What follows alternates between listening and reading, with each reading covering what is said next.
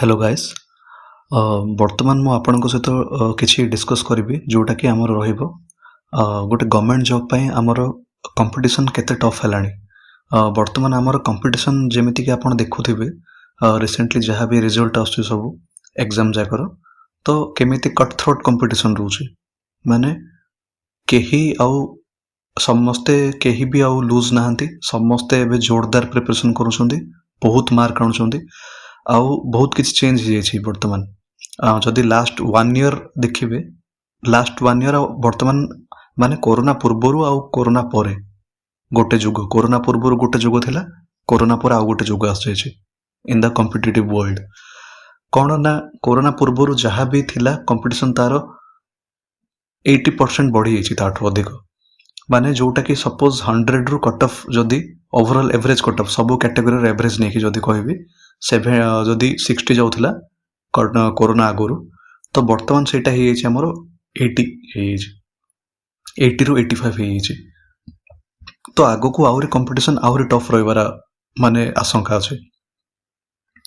तो वर्तमान आमे आज जाय जहाँ भी स्पेकुलेट करूथलु जे हमर जहाँ ओपीएससी एएसओ अछि जेहेतु मो ओनली ओपीएससी एएसओ को डेडिकेट करिकि ये चैनल खोलिछि आ सब वीडियो भी बनाउछि तो सेथि मो ओपीएससी एएसओ कथा कहबी अन्य एग्जाम को एनालिसिस करिकि देखिले तार रिजल्ट को देखिले से रीजन जहाँ भी हो किए कौन कहबो किंतु एटा गोटे हमर गोटे फैक्ट जे एटा हमर बेटर ट्रुथ जे हमर कट ऑफ बहुत हाई जाउछि वर्तमान तो सेटा को हम कन्फ्रंट करबा कहले हमें निजर प्रिपरेशन लेवल को बढ़ाइबा पड़िबो कौन कौन करिया पड़िबो मु किछि डेडिकेटेड वीडियो बनेबी आगो को किंतु वर्तमान कहबा को जाउछि हमर कंपटीशन को लेवल रे गलानी ओपीएससी एएसओ आमे जहाँ भी आज स्पेकुलेट करूथलु जे 240 जदि आनि देले हे जिवो 250 आनि देले हे जिवो 60 टू 62% तो वर्तमान मु कहबी आपण बिल्कुल से सब भाबियार भूल करंतुनी कारण एबे जहाँ भी रिसेंटली एग्जाम होछि जहाँ भी रिजल्ट आछी समस्त सेटा ही भाबी कि बहुत जण समस्त तो भाबी नते बहुत जण सेटा भाबी कि ही एग्जाम अपियर करथिले आउ रिजल्ट आपण को आगरे तो सेटा को जदि आपण कन्फ्रंट करबा को चाहउछंती सेटा को जदि चाहउछंती आपण से ट्रैप रे न फसंतु तो सबु बेले मु कहबी आउट ऑफ 400 मार्क आपण टारगेट करंतु सबु बेले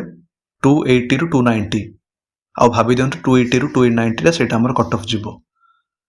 मु तो जानिनी कहि परिबेनी मते किंतु जहाँ भी रिसेंटली एग्जाम जो रिजल्ट सब देखिकी मु एति की कहबी मिनिमम 280 को टारगेट करंतु कंपटीशन बहुत टफ हेलानी पिला माने बहुत जानलानी एबे गवर्नमेंट जॉब रो गोटे वैल्यू बहुत बढ़ी जायछि कोरोना परे जेमिति कहले कोरोना परे गोटे पोस्ट कोरोना एरा आछि गोटे तो एटा को आखिरे रखंतु एटा को माइंड रखंतु आ एटा को हृदयंगम करिकि निज प्रिपरेशन को एते बढ़ांतु जे पर डिपेंड करबा को पड़िबोनी जे मु काहे की लूज करली कारण आपण जेमिति भाबिबे जदि भाबिबे कि 260 कट ऑफ जदि भाबी माइंड रखी जिवे 245 कट ऑफ तो आपण को मार्क भी से पाखा पाखी ही जिवो 2 जदि 45 टारगेट करछंती तो मार्क टा आसीबो 235 230 कि 245 अति बेसी रे से टाइप रो ही आसीबो बहुत रेयर केस रे 245 टारगेट रखिदेले 255 कि 260 जाय बहुत रेयर केस रे सेटा तो जहाँ भी माइंड रे गोटे लिमिट सेट करिवे आपण को रेंज ता ताठू 20 मार्क आगरे किबा 20 मार्क पछरे रहइबो तो सेथि पय सब टारगेट करंतु 280 को टारगेट करंतु 280 प्लस आउट ऑफ 400 आजिकल किसी बड़ कथा ना 280 टा एबे किसी बड़ कथा हबोनी जहा लागुचे ओपीएससी एएसओ रे जेते बहुत डिमांडिंग जॉब हे छै ओपीएससी एएसओ माने पिला एबे बहुत अछंती से माने कहउछंती ओएस दरकार नै आईएएस दरकार नै एबे दरकार ओपीएससी एएसओ दरकार जहा भी फैसिलिटी अछि तार जहा भी रेपुटेशन अछि जेमिति तार ट्रांसफर हो कि जहा भी तार सबु जहाँ बेनिफिट्स अच्छी से सबू को आखि आगे रखिकी पिला एबे ओपीएससी एएसओ को बहुत डिमांड करछंती एबे प्रबल डिमांड आपण जानि नांती आपण जदि खाली घरे प्रिपेयर करछन सांग मान सहित ओनली कथा होछंती तो जानि रखंतु पछरे एते डिमांड अछि एबे ओपीएससी एएसओ रो तो सेटा को कहि होबनी आउरी से ऊपर 796 पोस्ट अछि तो जेतिके भी हमर प्राइवेट सेक्टर पिला अछंती जेतिके भी कंपनी रे जॉब करंती कि अन्य जगह रे जॉब करंती जे जहाँ भी बहुत पिला अछंती आउ आगरो भी कॉम्पिटिटिव पिला अछंती कोरोना टाइम रो बहुत पिला रहि जाइछंती से माने बहुत जोरदार प्रिपरेशन करि अछंती तो समस्त चातक टाइप रो जगी के अछंती चातक कोन करे चातक केवल वर्षा पानी ही पीए सी केबे भी पानी पीबोनी सी ସ୍ୱାତି ନକ୍ଷତ୍ରର ପ୍ରଥମ ବର୍ଷା ପାଣିରେ ଯୋଉ ପ୍ରଥମ ବୁନ୍ଦା ଆସେ ସେଇଟାକୁ ହିଁ ପିଏ। ତ ସେ ଟାଇପ୍ର ଆମର ଜଗିକି ବସନ୍ତି ସବୁ କମ୍ପିଟିଟିଭ୍ ପିଲାମାନେ ଆଉ ନନ୍ କମ୍ପିଟିଟିଭ୍ ପିଲା ଯିଏକି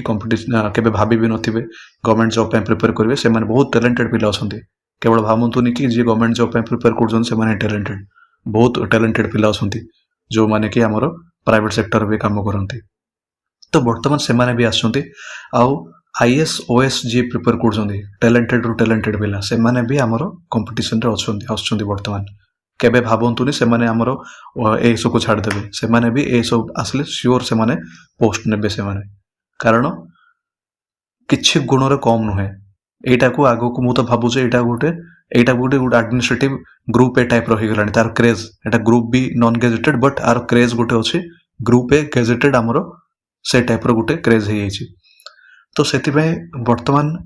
କେବେ ବି ଯଦି କେହି କହୁଛି ଏଭରେଜ, ଏବେ ଏଭରେଜର ଟାଇମ୍ ପଳେଇଲାଣି। ଏବେ ମୁଁ ବି ଆଗରୁ କହୁଥିଲି 2 ମାସ ଆଗରୁ କହୁଥିଲି ଏଭରେଜ ସ୍କୋର କଲେ ହବ ସବୁ, କିନ୍ତୁ ବର୍ତ୍ତମାନ ମୁଁ ହିଁ କହୁଛି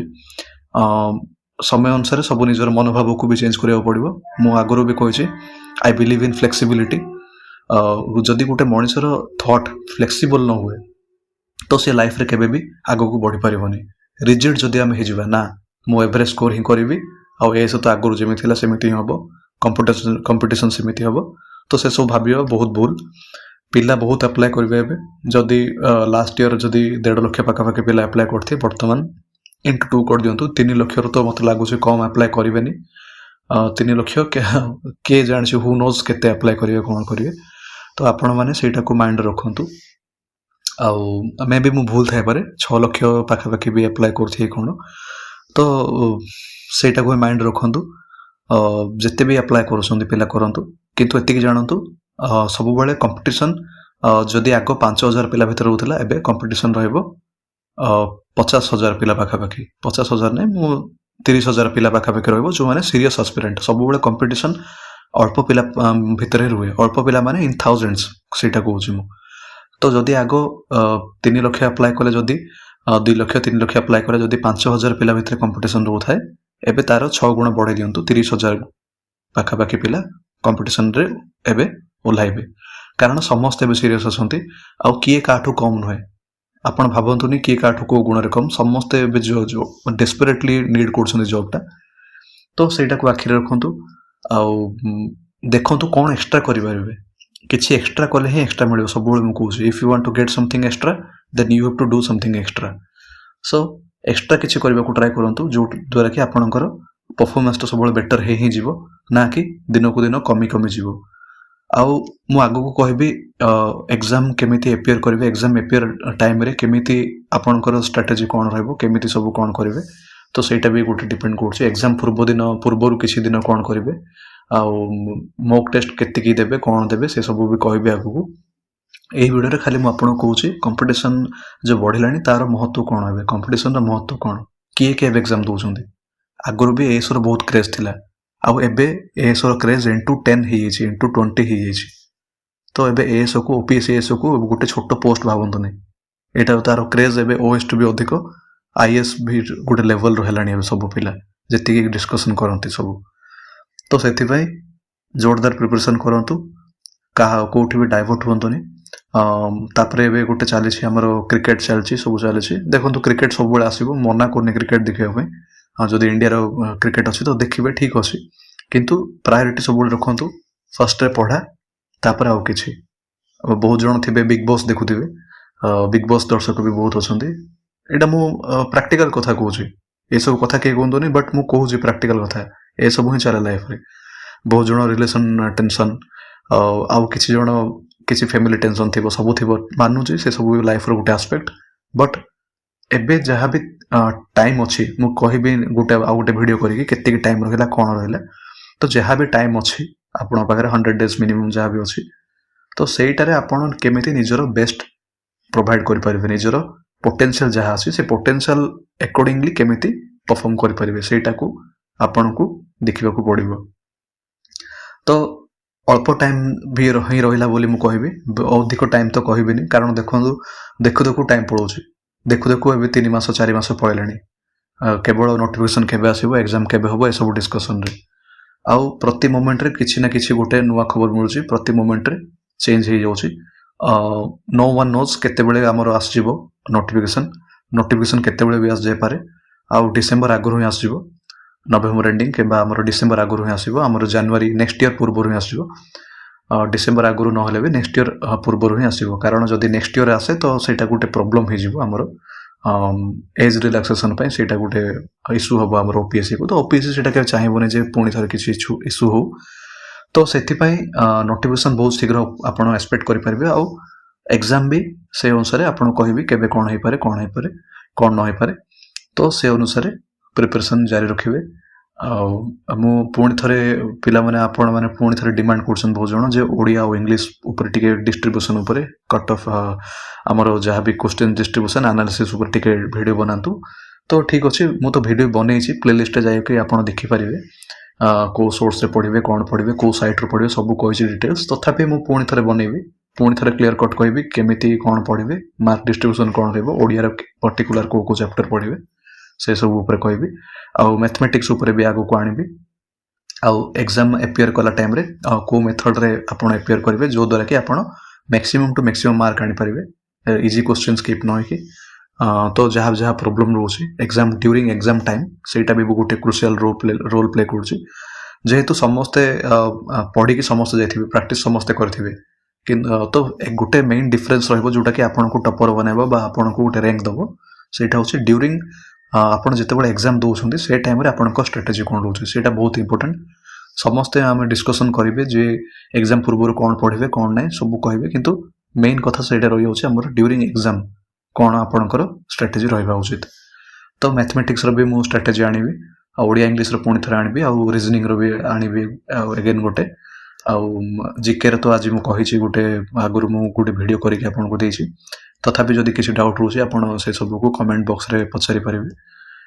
सब मुझे कहूँ सोर्स अधिक सोर्स पचरे न जाए सब जिते पार्टी आप लिमिटेड सोर्स रखु क्वेश्चन अधिक अधिक प्रैक्टिस करूँ जो द्वारा कि आपणकर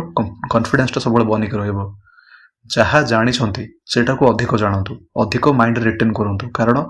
एग्जाम रे आप देखिथे जहाँ एग्जाम रे क्वेश्चन आसे जहाँ आम जानीचु से आसे आम भूल हुए जहाँ जानीचु से भूल हुए कारण आम जानी किंतु प्रैक्टिस करूँ रिविजन करूँ जदि आपण गोटे कोर्स अच्छे गोटे कोर्ट थिला कौन ना जदि गछ काटा जदि आपण को 5 घंटा दि जाए तो प्रथम 4 घंटा आपण केवल जहाँ आपणकर अस्त्रटा अच्छी जहाँ काती अच्छी से कातीर दाढ़ को आप तीक्ष्ण कर 4 घंटा नहीं जातु आउ गोटे घंटे गछटा काटतु तो प्रिपरेशन सब बेस्ट रहा उचित तो प्रिपरेशन को सब बेस्ट रखु आग को कहबी लाइफस्टाइल भी केमिति मेंटेन करेंगे कौन करेंगे सेटा ऊपर डेडिकेटेड वीडियो आनिबी एग्जाम प्रिपरेशन ड्यूरिंग एग्जाम कौन रहिबो सेटा ऊपर गोटे वीडियो आनिबी मैथमेटिक्स ऊपर वीडियो आनिबी ओडिया इंग्लिश में पुणी थे गोटे वीडियो आनिबी तो किसी बहुत जिनस अच्छी सेटा ऊपर वीडियो आनिबी तो बर्तमान यही वीडियो मोर तात्पर्य यहाँ ही था कंपटीशन केते सीरियस है सेटा मुझे कहवाक चाहूली तो कंपटीशन रो सीरियसनेस को देखी निज माइंड रो गोटे लिमिट जो अच्छी गोटे रेस्ट्रिक्ट करके रखिंट माइंड टाक सेटा को आप पेरोकियल माइंड सेट को टिके काढ़ी निज ब्रॉड टिके माइंड करंतु आउ जहाँ बिलीव करेंगे सेटा अनुसार ही रिजल्ट मिल बिलीव करंतु जे 280 प्लस आनी पारिबे मु देखुली किसी जड़े कहीं जड़े कहते 280 300 पाखापे कट ऑफ तो तांको पिला माने बहुत क्रिटिसाइज क्रिटिसाइज आज करुँच किंतु जिते बड़े मार्कटा आसो रिजल्ट आसो से टाइम आप जानीपारे तो क्या क्रिटिसाइज करवा उचित नुहे जी भी कहते 280 प्लस टार्गेट करने को एक्जाक्ट कथा कहते राइट कथा कहते मुझे को बैक करुँ भी कहती 2 मंथ 3 मंथ्स आगु जे 240 प्लस आणले सेटा गोटे सीट देदेव किंतु बर्तमान मुझे कहूँ सेमती किसी ना कि भी बर्तमान ग्यारंटी ना जमी आमर कट ऑफ जाऊँगी बर्तमान किसी भी रिजन हो किए कह करप्शन किए कौन कौन भी हो आपड़ कहीं भावे करप्शन हो कौन हो बर्तमान सब एग्जाम तो करप्शन होनी किंतु सब एग्जाम भी कट ऑफ हाई जाऊँगी तो सहीटा को आखिरे रखिकी आमर ओडिशार बर्तमान गोटे रेपुटेड जॉब यूपीएससी एएस ता छड़ा और किसी चारा ना जदि आप चाहते रेगुलर गोटे सैलरी पाई 50,000 ऊपर सैलरी पाई जदि जॉब करने चाहते तो only OPSC as otherwise OS through रू ही आपड़ सेमती रेगुलर जॉब पाई पारे बाकी तो आप जानते जी एग्जाम कंडक्टिंग बॉडी केते सब पवित्र अच्छा केते एग्जाम कंडक्टिंग बॉडी तो जदि आप चाहूना से भितर देकी जीवाकू निजर स्ट्राटेजी एमती बनातु जे जहाँ भी 796 800 पाखापाखि पोस्ट आसूसी सेटा को आपण केमिति इजिली क्रैक करेंगे, एफर्टलेसली क्रैक करेंगे। जदि वर्तमान एफर्ट देवे तो क्रैक आपणकर एफर्टलेसली हम सेटा को आखि आगे रखिके निजर प्रिपरेशन जोरदार करंतु। धन्यवाद।